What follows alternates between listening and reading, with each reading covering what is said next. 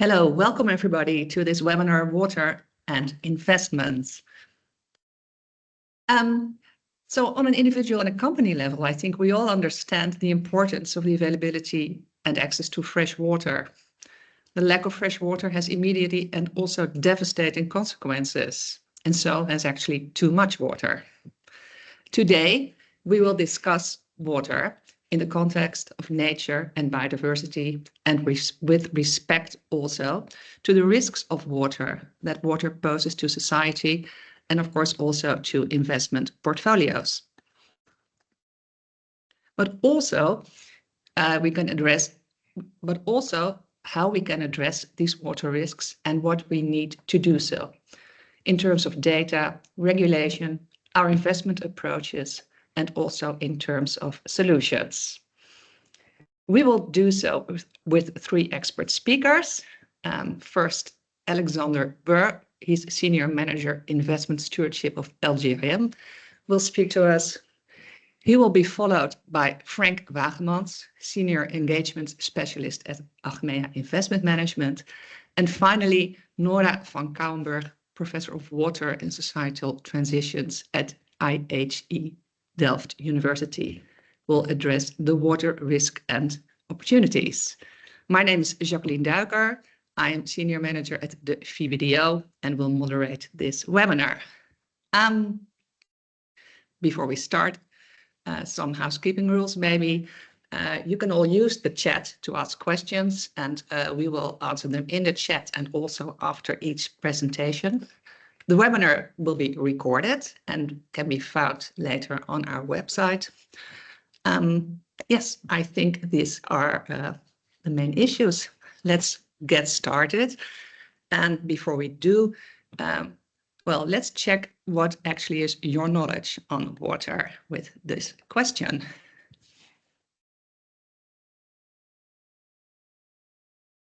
So as you can see, the question is that water covers nearly 70% of our planet, but only a small percentage, 2.5 of it, is fresh water. But how much of that small percentage fresh water is actually available for us to consume and produce? So you're all invited to give it your best shot here. A, B, or C, respectively 1, 10, or 15% of that 2.5%. Let me see. Should I send this?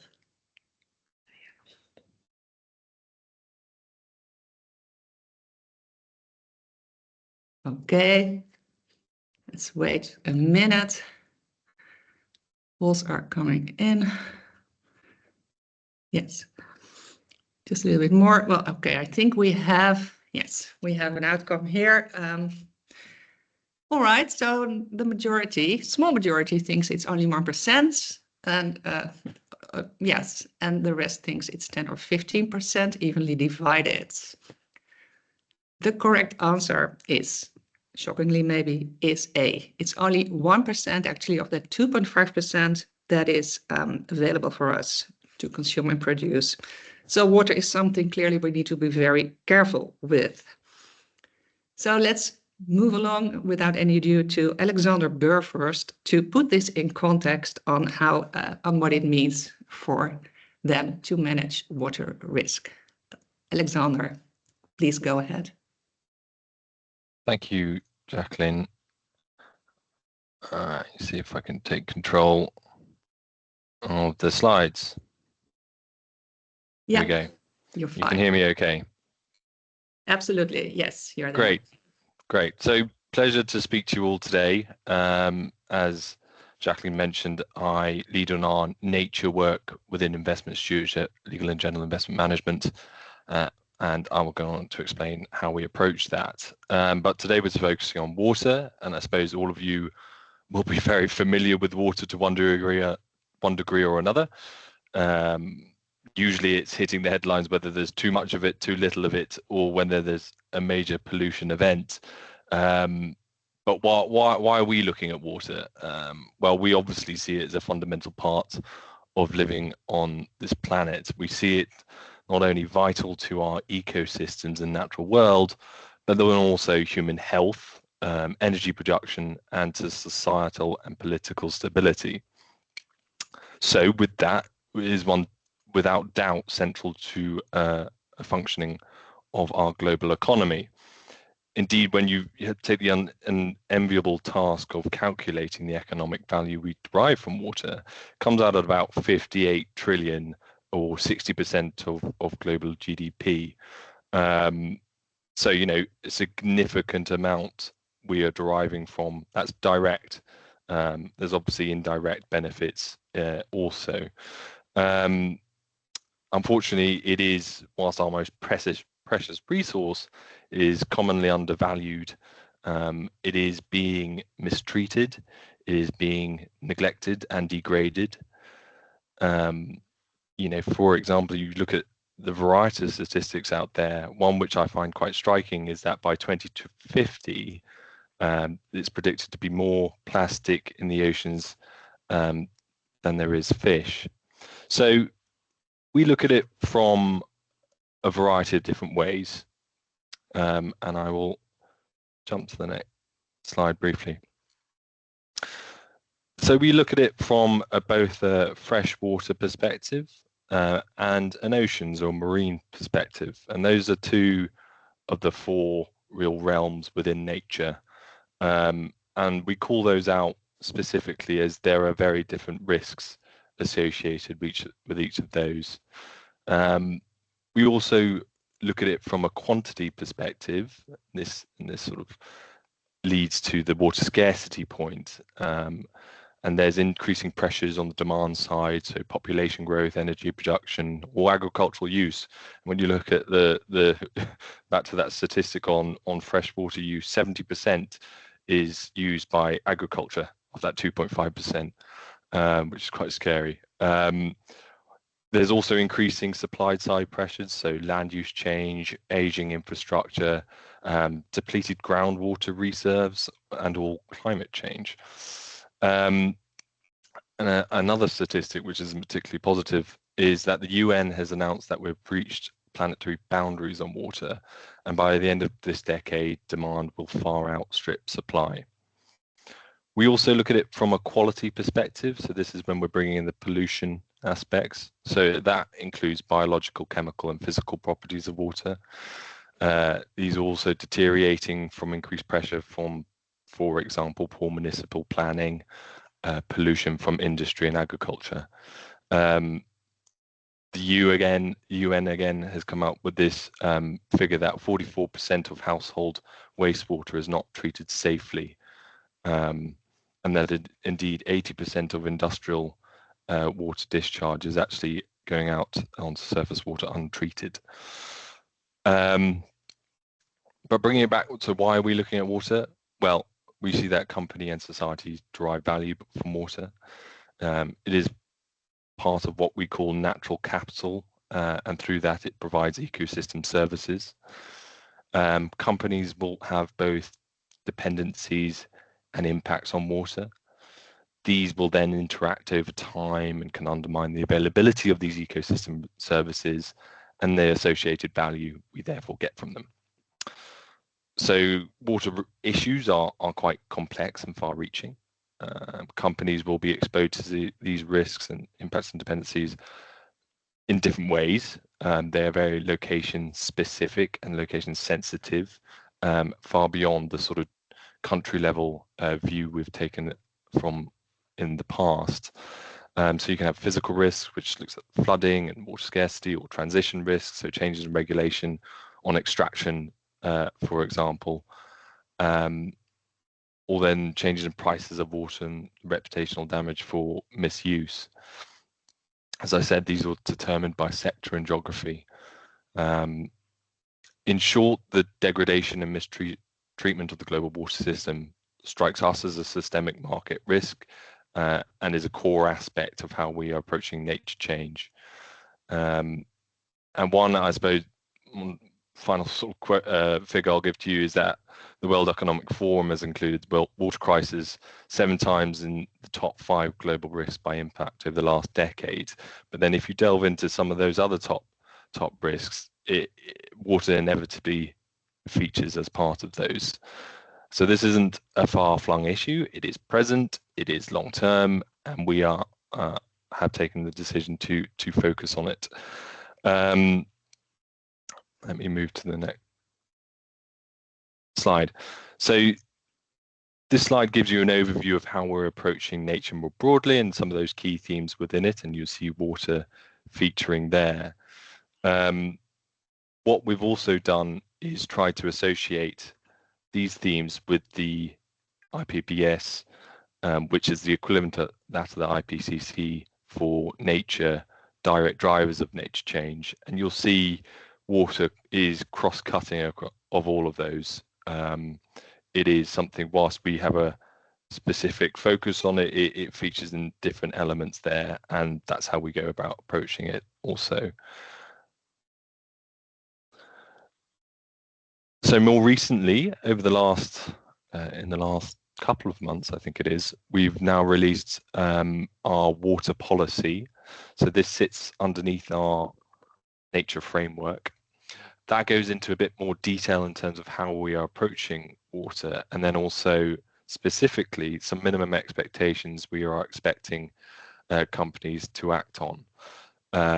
So that includes whether they are assessing, managing and disclosing their water-related risks and impacts and dependencies, and that can be part of a broader approach on nature. And you may have heard of TNFD, which is leading the charge there. We also spelling out that we're looking for that assessment and integration to cover both direct operations and across the value chain. As I said, these will be very location specific and differ greatly. And then finally, we're also asking companies to adopt a science-based target and publicly report against those. So whilst that may seem a high bar, water is probably something that firms are more familiar with in terms of a topic under nature. It is something that most likely they will have been approaching for many years and will feature as part of their sustainability risk disclosure already. To jump to briefly how we're engaging on the topic, we come at it from both a policy and corporate perspective. We're covering quite a variety of topics within it, as you would imagine.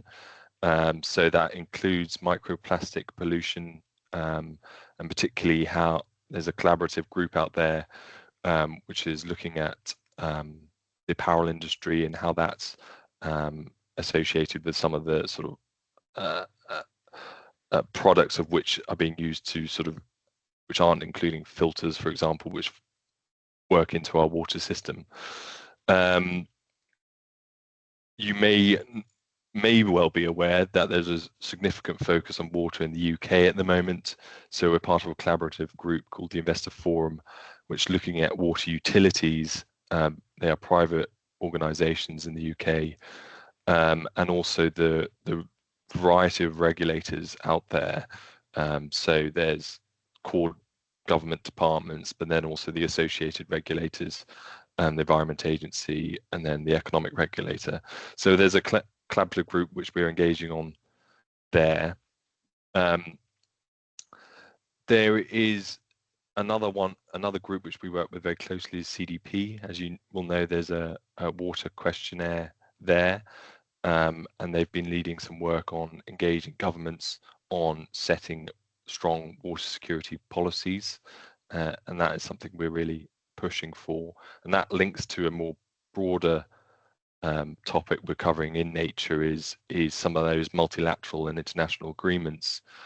For example, we'll be attending the Global Biodiversity Summit at the end of the month, which is the first summit since the Montreal Global Biodiversity Agreement, and that's where you'll see companies making disclosing progress on that 30% commitment on land and on sort of fresh water and seas, and whether countries are actually implementing that multilateral agreement. We'll be discussing with policymakers whilst we're there. And finally, we are in the process of analysing our portfolio against what data we have, and we know that's all relatively challenging in the nature space, about where are the greatest water-related risks from a sector and location perspective, and we are working at the moment to launch a campaign on that. And one I should actually mention as well is the Ceres Valley and Water Finance Initiative, which is a really great collaborative initiative. If you are interested in water, particularly on fresh water, that is something which you would be worth checking out. And finally, I would say, if you would like to discuss water in more depth, we're very happy to have that conversation, whether that be with a view to working together, more collaborative, or just a sort of Q&A, which we can delve into the topic in more detail. Very happy to do that. But Jacqueline, shall I pass back to you? Yes, please. I can. Let me see. Yes, here I am. Thank you. Yes, you're fine. Thanks very much, Alexander, for kicking off this webinar, introducing the water to us, and the urgency again with some impressive statistics, and also that in fact is really undervalued, and the risks of just that, actually, that are involved with that, and but also its complexity and the many things around it. I think it's a great way to set the scene on this discussion, also preparing for the other two speakers to get in more depth maybe on some of these topics. But first, well, two things. If any of you here in the webinar have any questions, please feel free to, yes, there's a question here in the chat from Gina Gambetta. So indeed, to have Alex, for you, if you could provide some more detail about engagement work with the apparel industry, so what it aims for and who's involved, and yeah, maybe is this something you can talk about now, and maybe also have something on paper that can be shared as well. You could share it in the chat as well. Absolutely. So this is an initiative which has been running for a few years. We've been working with the Marine Stewardship Council, and it is looking at both commercial and household pollution, microfiber and microplastic pollution. It is then engaging, and we have engaged producers or manufacturers and retailers of washing machines, and how that very simple technology can be introduced and is affordable, and there is demand out there to minimize pollution. I don't have the specific stats to hand, but I can follow up with you on that. There's also, we've been looking to engage the UK government on that point, and there was a private members bill maybe sort of 2 years ago. Again, something I'd have to double check, but it is part of their water strategy, water plan, I think it's called. So there is an aspect on microplastic pollution, which we've been looking for an update on. Obviously, things have been slightly in flux since the election, but certainly can provide more detail on that. Great. I think that will be very much welcomed. Yes, and it can be through us, or also maybe someone can put it in the chat. Yep. Great, thank you. Any other questions, please feel free. I think I also have a question to you myself, more general nature, but so many things. Is there something as a dot on the horizon for you that you would like to achieve on water? So what are you aiming really for? When is it? When are you successful? How do you envision that?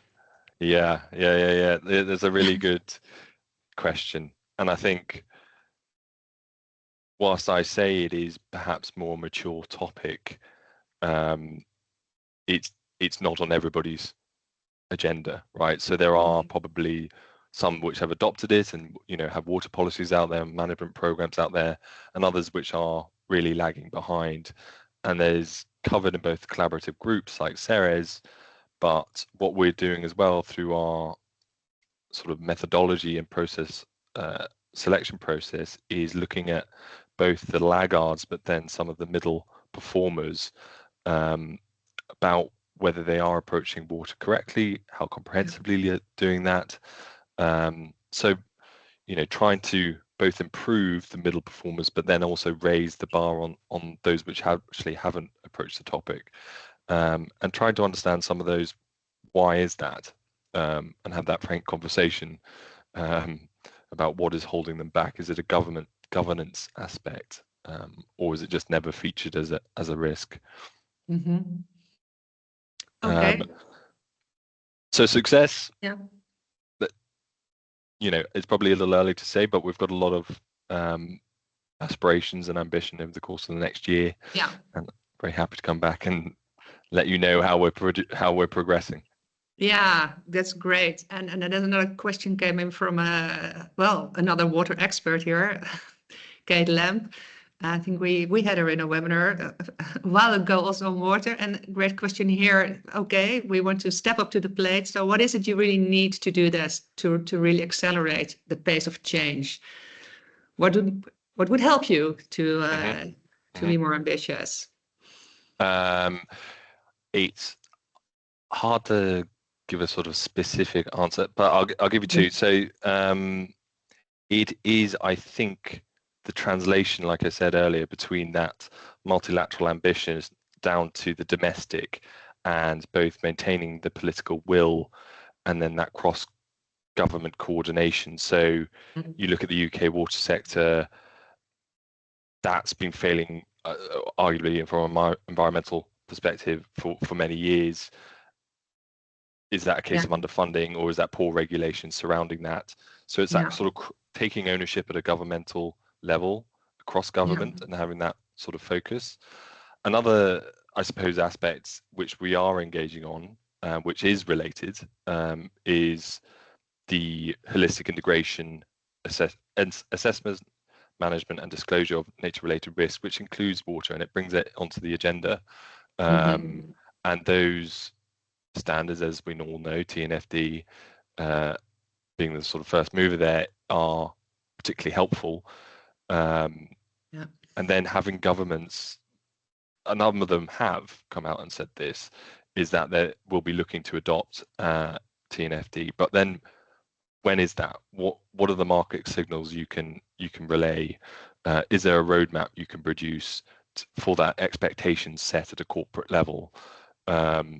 So that, I think, will help companies understand what's coming. And I suppose a lot of this is linked to the Montreal 2030 targets, and we don't think it's sufficient just to rely on, it's part of ISSB, it will come in 2026 at best, but that sort of point. Sorry if anybody from ISSB is here, but but to that point, the urgency is there. We can't wait. So it's sending those market signals now. That's a very long answer. Yeah, but I think there's a lot of stuff in it that's very relevant, and we'll also hopefully come back. I expect in the other two presentations, we'll talk a little bit about the government perspective, also with regard to regulation, but also on this term you just coined. Maybe I haven't heard it before, the holistic integration. So looking more holistically at how we embed water in the financial decision making. We will come back to that as well in the next two presentations. So for now, Alex, thank you very much, and for this. Please stay tuned, because we may have some discussion if we have time left between the three of you. But let's move over to the next speaker, and we'll start. Here we go. Yes, we start with, of course, a second poll statement again. So here we go. There's often discussion of data. So do you think, as experts here on this webinar, that investors have sufficient ESG data to on water to assess water-related risks? What do you think? Do investors have sufficient data to assess water-related risks? Do you agree or do not agree? All right, I go there.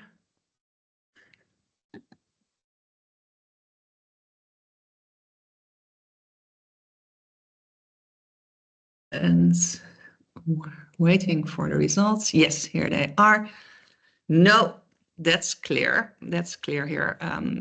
Investors lack data to do so.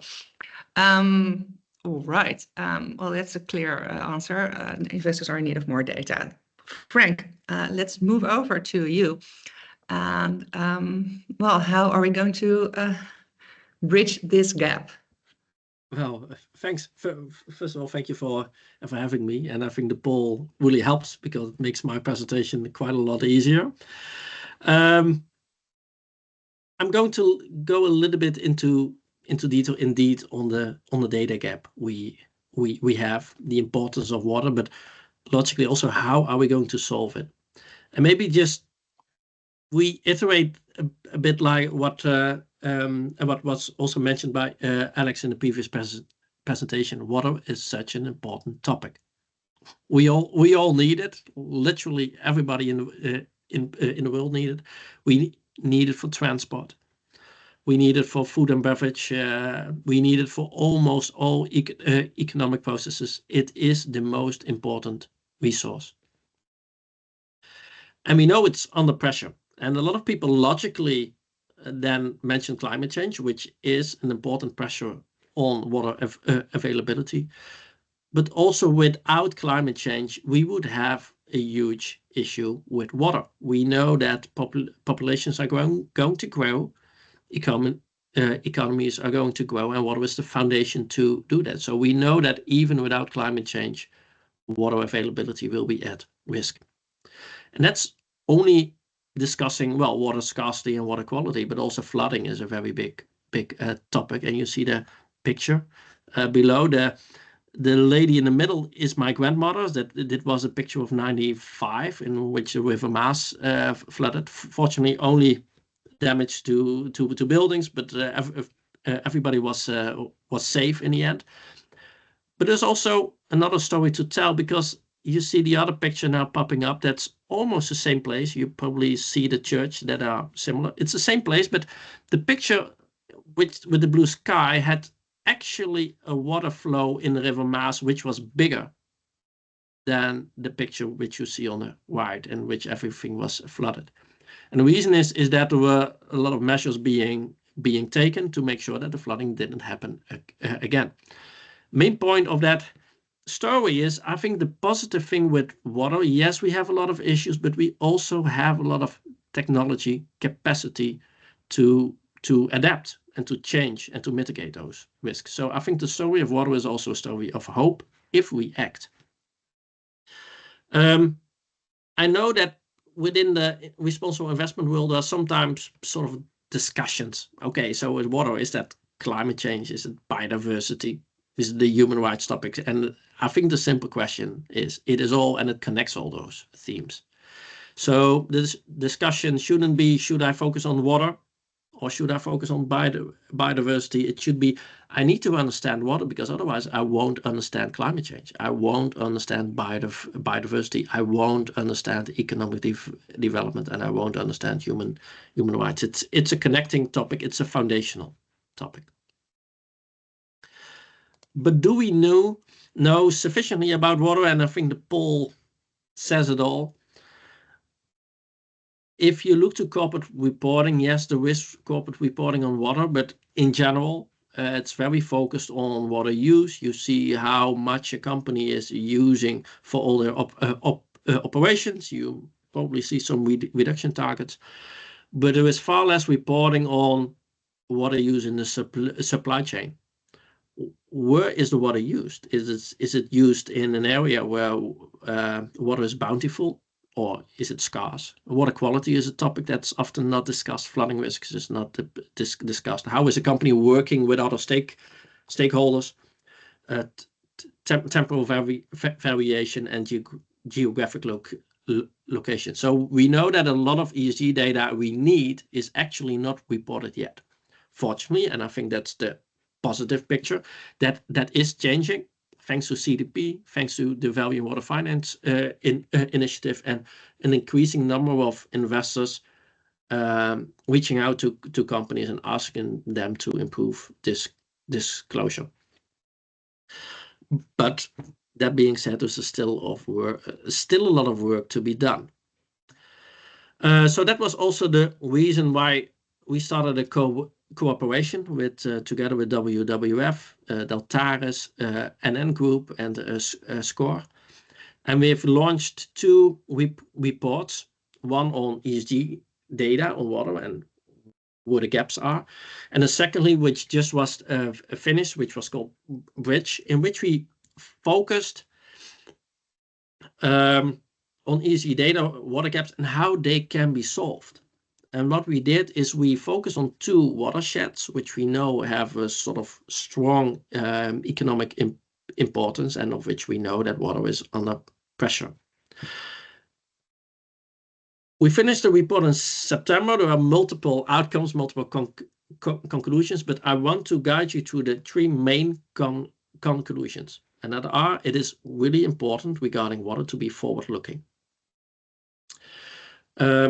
Secondly, if you only focus on water risk, the average water risk in a watershed, you do not get the full picture, and you underestimate water risks.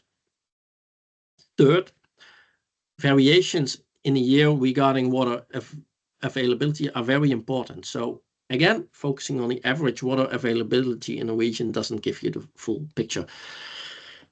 Let me show what are the backgrounds regarding these conclusions. And now you see a picture of the Chennai watershed, which is based in India. It's a economic hotspot. And what we did in this project is we used forward-looking scenarios, focusing on climate change, logically, but also the socio-economic changes in those regions. And what you see, I simplify it a bit, but the red areas are the areas that are most at risk if you look to these forward-looking scenarios, and the green ones are pretty fine. So if you look to the left picture, you would say, yeah, well, partly there is a risk, but in some areas it's okay. If you look to the right picture, you see a number, and that are the number of companies located in those areas. And there you see that the most companies are active in the areas that are at risk. It's quite of a big difference between the green areas and red areas. The red areas are the economic hotspots. And there's a sort of logical behind that, because most companies are located downstream where the risks are bigger, and companies are going to locate themselves closer to other companies. So what you see here is that probably if you're looking to a watershed, you are underestimating your risks as a company, but also as an investor. And does that only hold true for the Chennai Basin? No, it was the same what we also saw for the Sao Paulo Basin or the Tietê Basin. It's the economic hotspot of Brazil. And also here, if you look to the picture, you see that companies are located in the area that are most at risk if you look to forward-looking scenarios.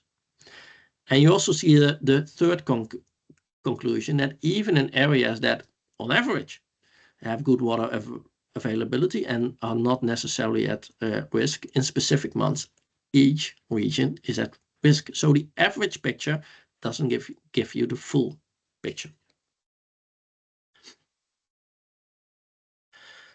Secondly, if you zoom in, so the second thing we did in the research is to have a sort of water passport of each region, because you see that in some regions the governmental authorities are playing a more important and more proactive role, in some they don't. In some areas flooding is a more important risk, and in some the biodiversity risks are bigger.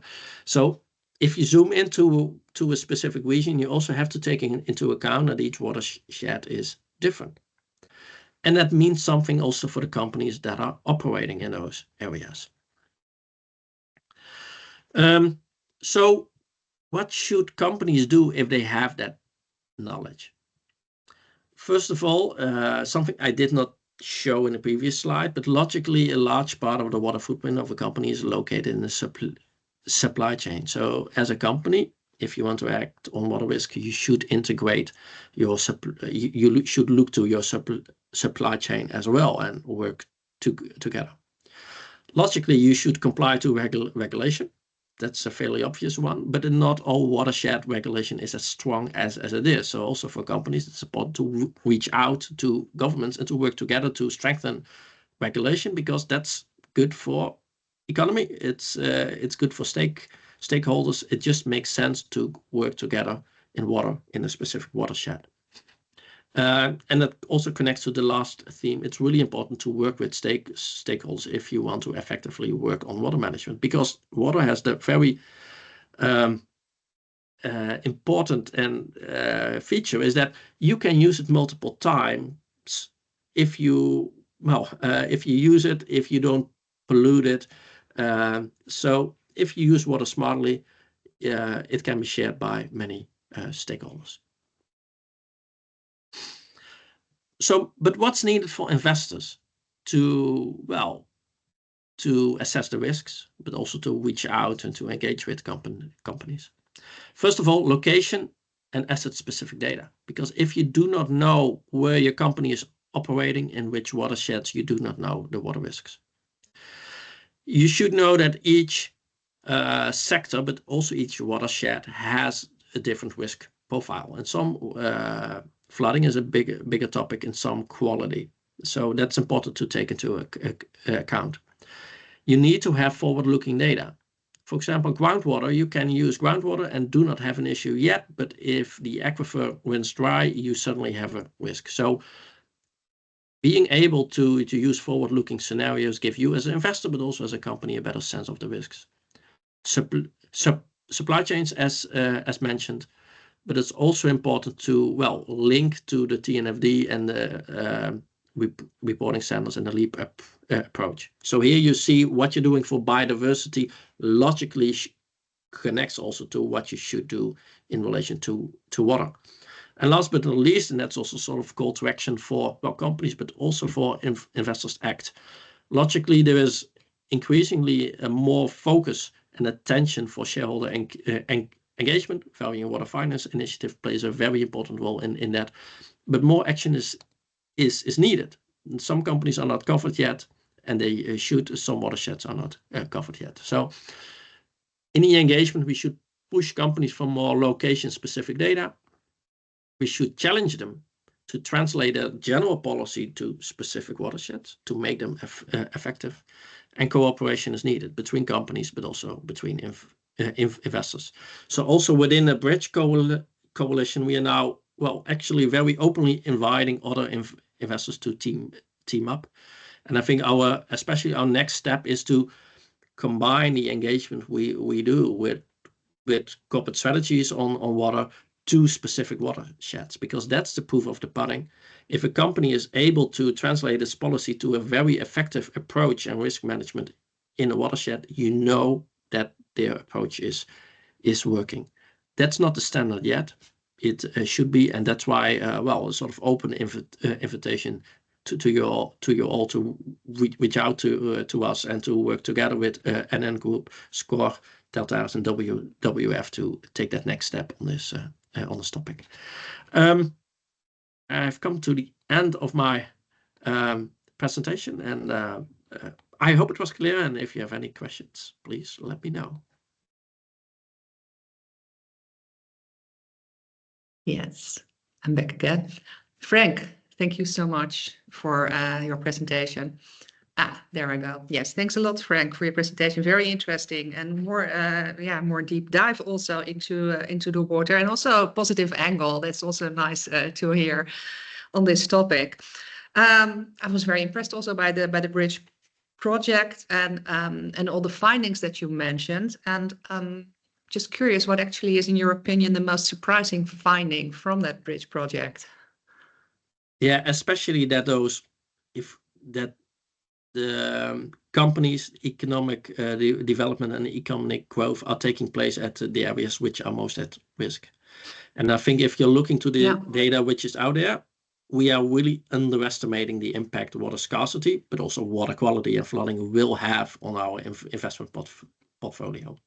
And also companies are, I think, underestimating the risks currently. Also, yes, because of their location, and that's also a striking point that you're making. So you're really also looking location specific to this, and then trying to bridge another gap, the bottom up knowledge to the top down approaches, and there's another gap that needs to be bridged there. A question coming in the chat. So besides engagement, are there other ways that you think investors can integrate water? Voting. Some. Yeah, I would say voting. I think there have been fortunately some shareholder proposals on water policy, on water risk assessment. I think that's relatively scarce at this moment. I think there's a room for growth. And I think what Alex also mentioned, liaising with governments and also have the investor voice heard for better water management policies and practices is, I think, a really important step. Okay, thank you for that. And so we talk a lot about bridging the gaps, the data gap. Are there any other gaps you think we need to bridge when it comes to solving the water issues? I think there is a huge opportunity also for dedicated impact investments. Again, we have a lot of technological solutions for water, and not only technological, also biodiversity or ecological solutions. We know that, for example, mangroves really help to diminish flooding risks. So we know the solutions. We know that if you can funnel finance to these solutions, that we can address a lot of these risks. So the sort of the blue bond world, I think it's something that needs to be developed further. Yeah, and I think that's also another additional answer to the question of Sandra, but also I think something that Nora in the next presentation will talk about. So other things we can do to get investors to get the business case also for these impact investments. That's also get the correct return on investment analysis there, which is often difficult to make. We'll hear more about that in the following presentation. One more question from Heinika. Sorry if I don't pronounce it. Can you read it as well, Frank, or should I read it aloud? Yeah. It's long. Now, to answer those questions, what should those companies do who are at risk? First, I think assess. So if you are choosing a location for a new manufacturing plant, it is logical to do a sort of scenario and analysis. Is that area fine by now regarding water risks? And is that still the case in a few decades? Some companies do that, but not all. So I think that assessing part is a very big role to play. I think if you are already located in a sort of critical area, you can take mitigating risks. You can start to recycle water. You can make sure that you clean the water also for other water users. So then you should take mitigating steps if you're already there. But I think that assessing step is really important and hardly done at this moment. Okay, thank you on that, Frank. I think we should round it off now for time purposes. But if any other questions pop up from anyone, please feel free to share it in the chat, and it can be answered simultaneously during the presentations. Please remember to join the Bridge project, the call to action you has, Frank, to participate there, to work together more on this. That wanted to share that, and thanks, Frank. And we're going to move over to the next presenter. Before that, we have, of course, a poll question, but not really a poll question this time. It's a word cloud. So if you think of the EU taxonomy, the question is here: what pops up to your mind? Because we're going to talk really also about what governments are doing, regulation, and also on taking different approaches to investments and how that works. EU taxonomy is important. What comes to mind? Yes, oops, there we go. We have some answers coming in here. And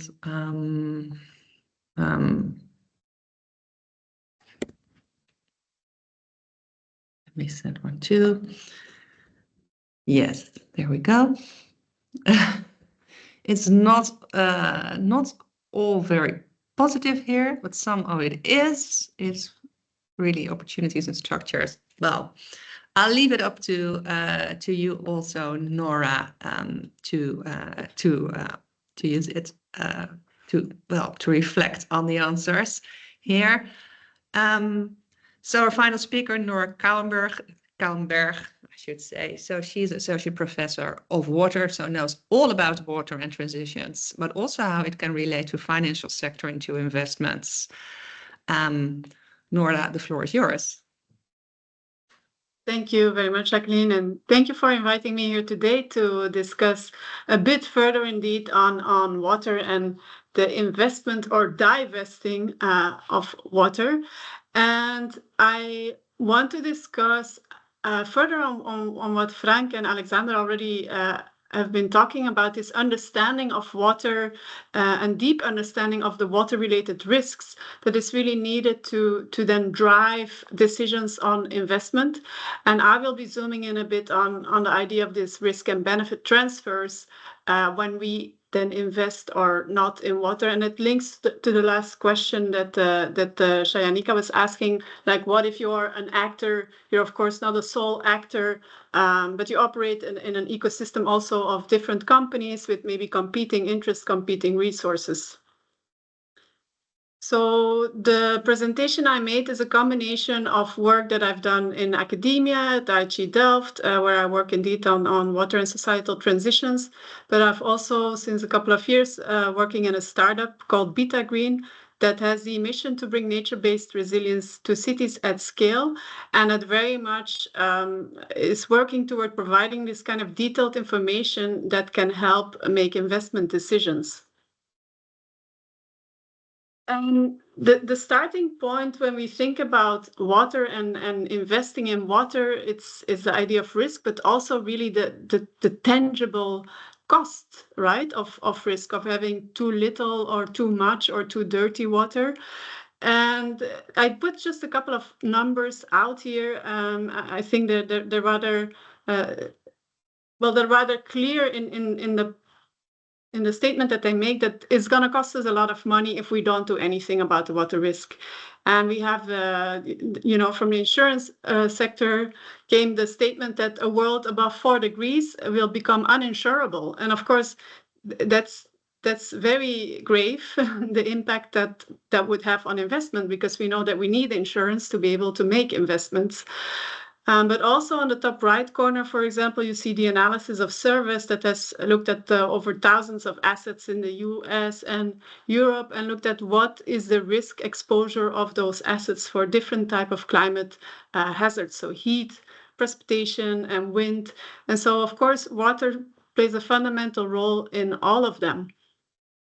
And if we look more at continental scale, in the US alone, it is now estimated that the real estate market is overvalued by in between 100 and 240 billion US dollars because of flood risk. Yeah, and that's a big deal. And why is that number there? Is because we are looking from climate change to how it is going to affect the system and how it's affecting water in the system, the kind of physical risk that brings with it, but of course also transition risk. But if we only would focus on the physical risk, then you have the damage, the actual damage that would bring to the properties. It could be structural damage, but also non-structural damage that can be on assets, but it could also be on, let's say, the continuity of service. What if you are operating a plant, a company that is depending on fresh water supply?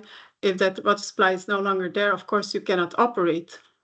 And then what we're doing to look at, okay, what is now the damage or the cost of inaction? You can monetize all these different damages that exist, and then see what is also the impact of that on financial stability. So the insurance ability, if we zoom in on real estate, the mortgage payback ability, but of course it also has macroeconomic consequences.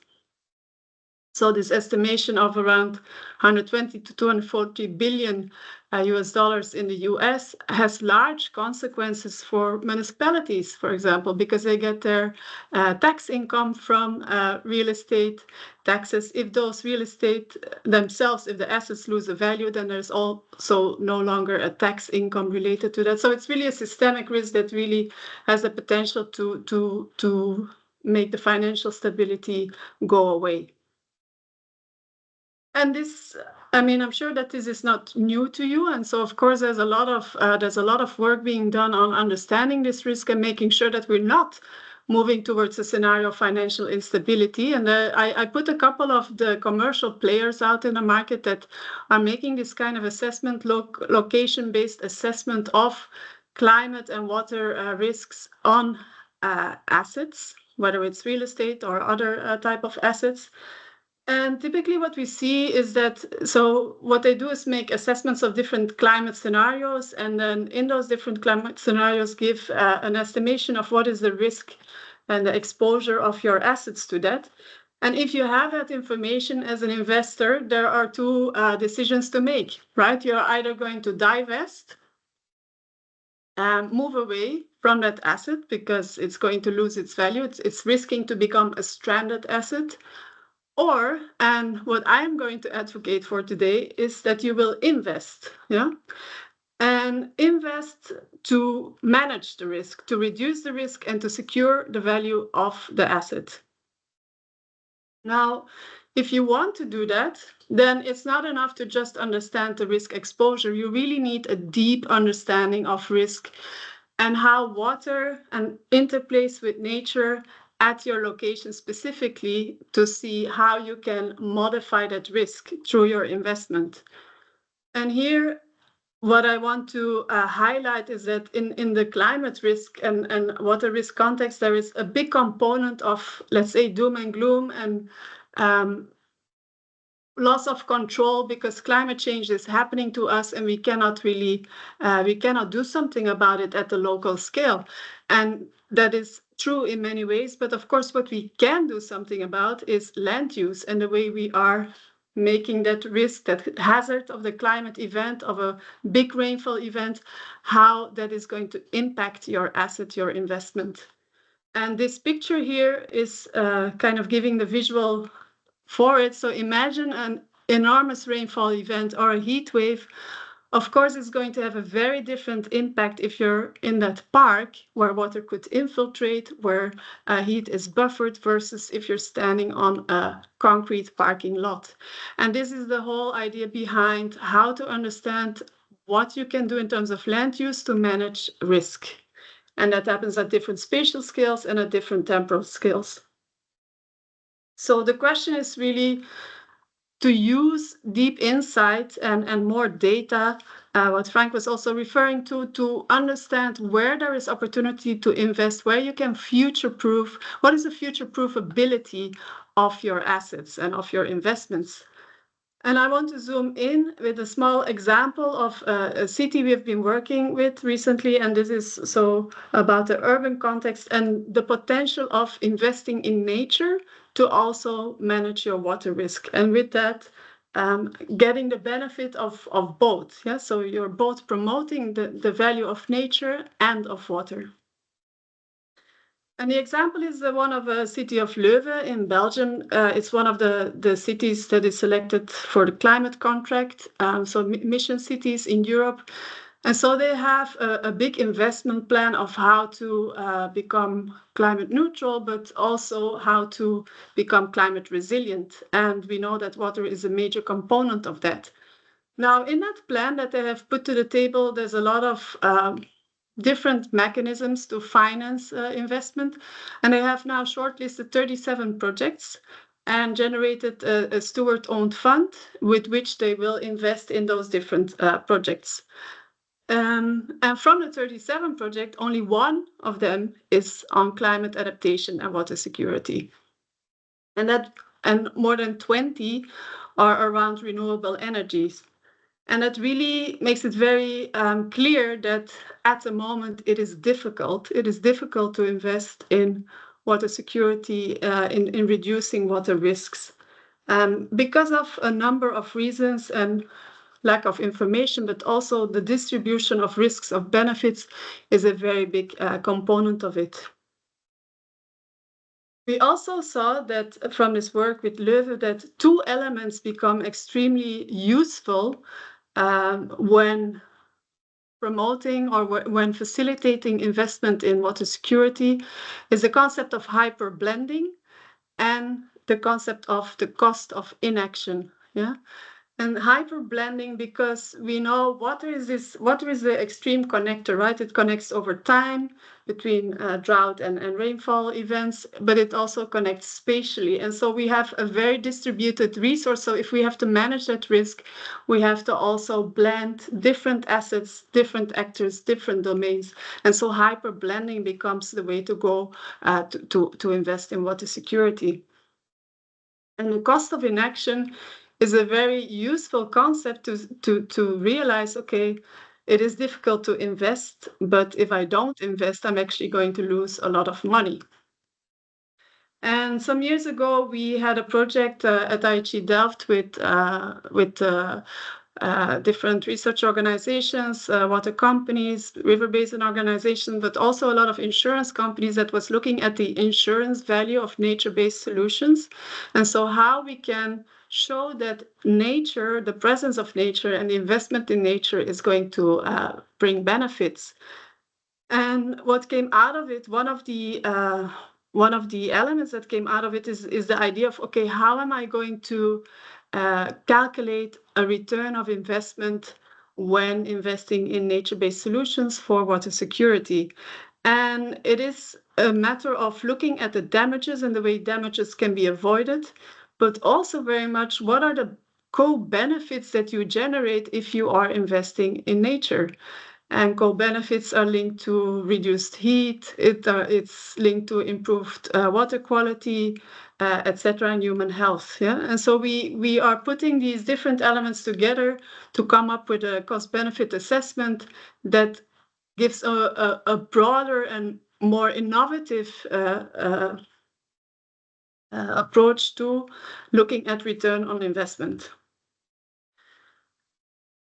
In Leuven, so we used this concept, and what we did was to look really at spatially distributed scale for different types of risk, all water connected.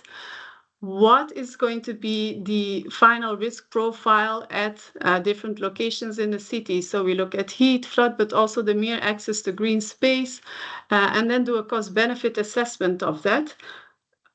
We do a cost-benefit assessment, a baseline assessment, which will give us the cost of inaction, and then look at different types of scenarios of blue-green infrastructure, in this case, for an urban setting, and look at, okay, what is now the resulting risk profile that I get, and how can I financialize, or how can I make the return of investment of that risk visible? And just a snapshot of how that would look like. So you look into different scenarios. You're going to look at different locations to invest in water retention infrastructure, buffering zones, green roofs, trees, etc. And then see what is the impact of it. So both in terms of impact investing, okay, what is your actual impact on the available water, on the water quality, or here on heat, on flood reduction, but also what is the monetized impact.